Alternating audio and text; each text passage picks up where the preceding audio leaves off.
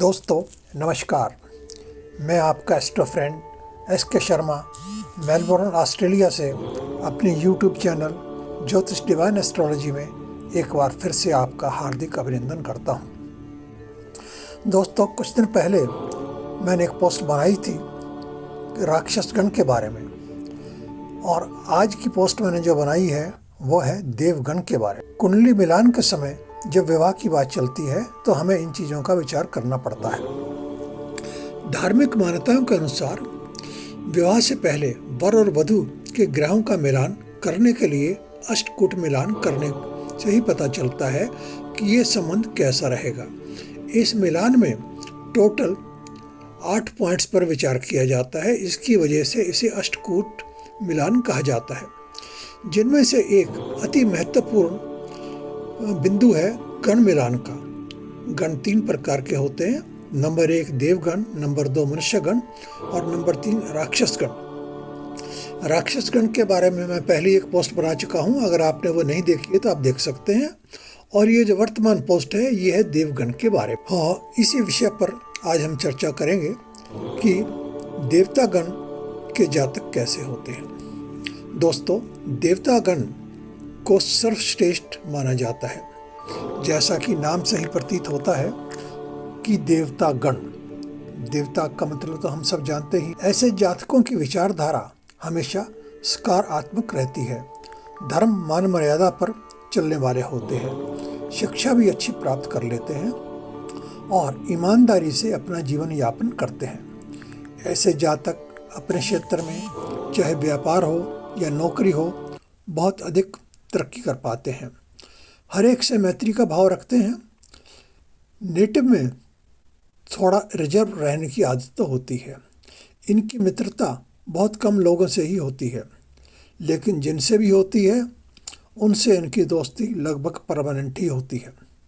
ये ऐसे नहीं है कि आज दोस्ती कर ली और मतलब निकल गया तो कल दोस्ती छोड़ दी। जिससे भी संबंध बनाते हैं, चाहे परिवार में हो, चाहे मित्र में हो, चाहे कहीं का भी हो, तो ये जीवन पर्यंत निभाते ही निभाते हैं।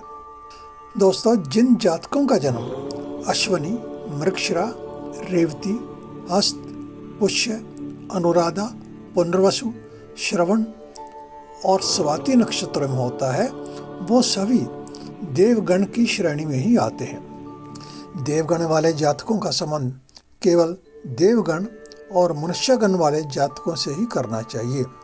राक्षसगण वालों से इनकी मानसिकता अक्सर मैच नहीं करती और वाद विवाद हमेशा बना ही रहता है। लेकिन मनुष्यगण और राक्षसगण का संबंध हो सकता है, ये मैंने अपनी पिछली पोस्ट में भी बताया था।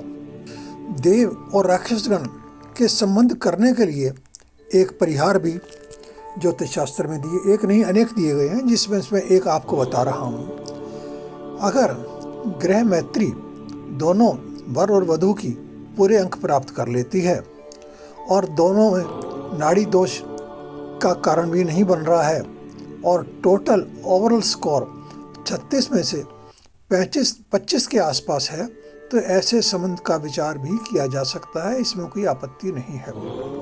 थोड़ा सा और आगे बढ़ता हूँ कि अगर किसी कारण से देव और राक्षस गण का संबंध हो गया तो फिर क्या करें। इसके थोड़े बहुत परिहार मिलते हैं। वैसे तो प्रयत्न यही करना चाहिए कि ऐसा संबंध ना ही बने, लेकिन भावीवश ऐसा संबंध बन गया है तो इसका एक सबसे आसान और सबसे बड़ा उपाय है कि हमें भगवान गौरी शंकर की नित्य आराधना करनी चाहिए। जितने हम सच्चे मन से और श्रद्धा से इनकी आराधना करेंगे तो देव और राक्षसगण के संबंध भी आहिस्ता आहिस्ता मधुर होने शुरू हो जाते हैं। तो दोस्तों ये थी आज की पोस्ट जो मैंने आपके लिए बनाई है।